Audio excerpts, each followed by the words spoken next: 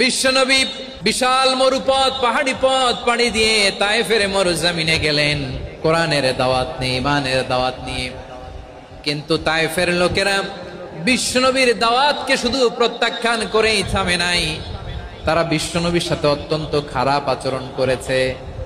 বিশ্বনবীকে শারীরিকভাবে হেনস্থা করেছে, আমার নবীকে শারীরিকভাবে অত্যাচার করেছে, আমার পেয়ারা নবীর গায়ে পাথর মেরেছে, বিশ্বনবীর গা বেয়ে ঝরঝর করে রক্ত ঝরেছে, নবী জামিনের মধ্যে লুটিয়ে পড়েছেন, আবার মেরেছে, আবার নবী হাঁটতে শুরু করলেন, পেছন থেকে আবার মেরেছে, আবার নবী রক্তাক্ত হয়ে জামিনের মধ্যে লুটিয়ে পড়লেন, আবার মেরেছে। বিশ্বনবীর মতো এত সুশ্রী মানব, বিশ্বনবীর মতো এত শুভ্র মানব, বিশ্বনবীর মতো এমন চমৎকার দেহাবয়ব দিয়ে রব্বুল আলামিন কাউকে বানান নাই।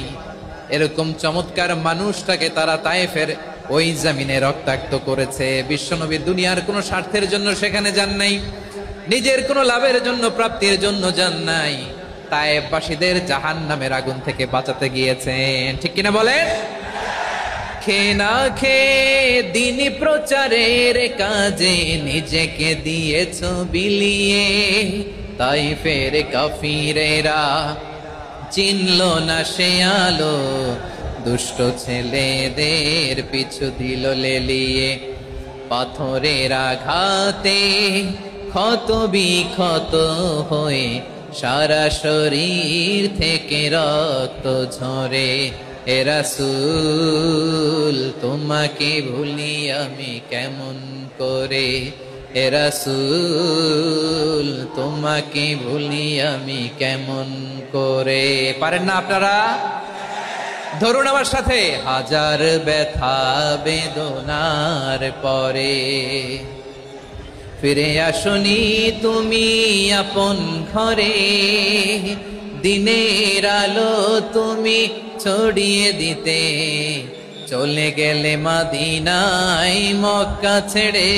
হে রাসূল তোমাকে ভুলি আমি কেমন করে, হে রাসূল তোমাকে ভুলি আমি কেমন করে। ঠিক কিনা বলে? প্রিয় ভাইরা, তায়েফের ছেলেরা নবীকে রক্তাক্ত করলো। আমার নবী কই যাবে? কই যাবে? মক্কায় জায়গা নাই, তায়েফে জায়গা নাই।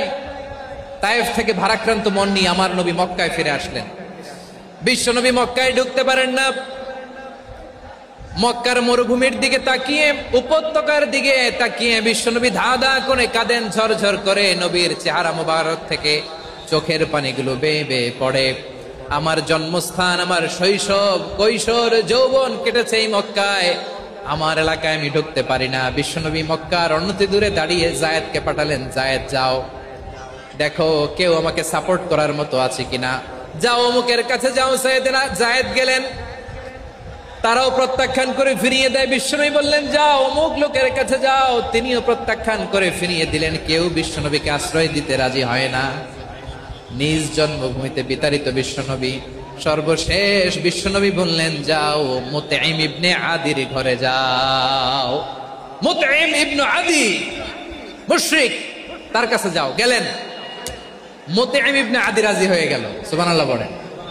দেখেন, অনেক বিপদের সময়ও আমি নিজে সাক্ষী, সামাজিক ভাবে, রাজনৈতিক ভাবে কত ঝঞ্ঝা, কত ষড়যন্ত্র, কত কনস্পাইরেসি পাড়ি দিয়ে আমাদেরকে সামনে এগিয়ে যেতে হয়।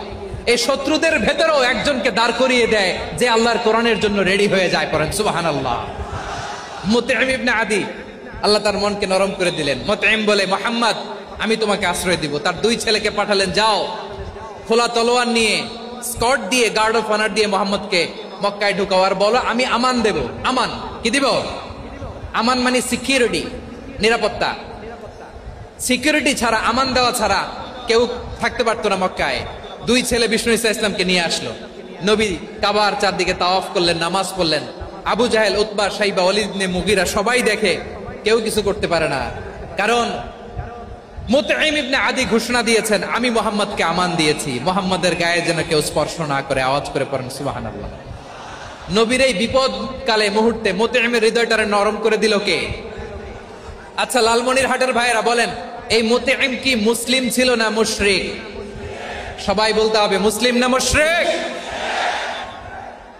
তাহলে মুশরিকের কাছ থেকে নবী পলিটিক্যাল অ্যাসাইলাম, আধুনিক রাষ্ট্রবিজ্ঞানের ভাষায় পলিটিক্যাল অ্যাসাইলাম, যেটাকে বলে রাজনৈতিক আশ্রয়, উনার আমান বা নিরাপত্তার এই ঘোষণায় তিনি মক্কায় ঢুকলেন। যতদিন নিরাপত্তা ছিলেন। মুতিম যখন মারা গেল, বিষ্ণু ইসলাম হিজরত করে মদিনায় চলে গেলেন, সুবহানাল্লাহ। কিন্তু মুতিম যে বিশ্বনবীর উপকার করছে এটা বিশ্বনবী ভুলে নাই। আমাদের অনেকে আছে উপকার করার পরে আর খেয়াল থাকে না, খাওয়ার পরে গলা দিয়ে নামলে আর খেয়াল থাকে না, এরকম আছে না নাই? আমার নবী ভুলে নাই।